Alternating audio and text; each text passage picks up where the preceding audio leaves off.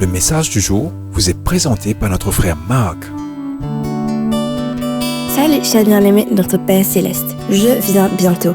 Apocalypse 3, 10. Chers bien-aimés, dans sa lettre à l'église d'Éphèse, le Seigneur Jésus déclare, Apocalypse 2, 2, « Je connais tes œuvres, ton travail et ta persévérance. Je sais. » Oui, Jésus sait tout. Il connaît la situation du monde en ce moment même. Chers bien-aimés, Jésus connaît nos motivations, nos désirs, nos secrets cachés, ainsi que les situations chaotiques et catastrophiques que nous traversons aujourd'hui, que ce soit dans notre vie personnelle, familiale ou dans d'autres circonstances difficiles de notre vie.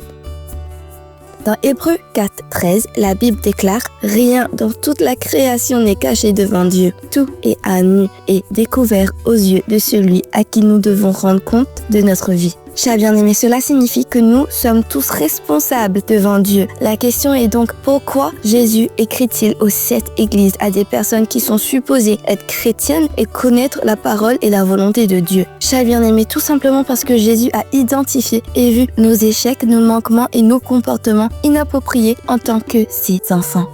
Il y a souvent beaucoup de failles, un manque de force spirituelle, de maturité et parfois une attitude de laisser aller dans nos vies.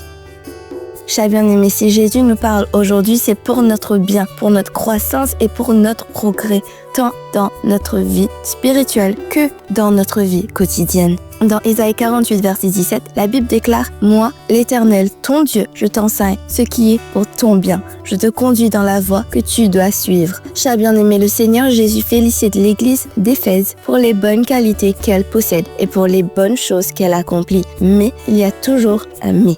Le verset 4 révèle « Mais ce que j'ai contre toi, c'est que tu as abandonné ton premier amour. » Aujourd'hui, la question de l'amour est en jeu.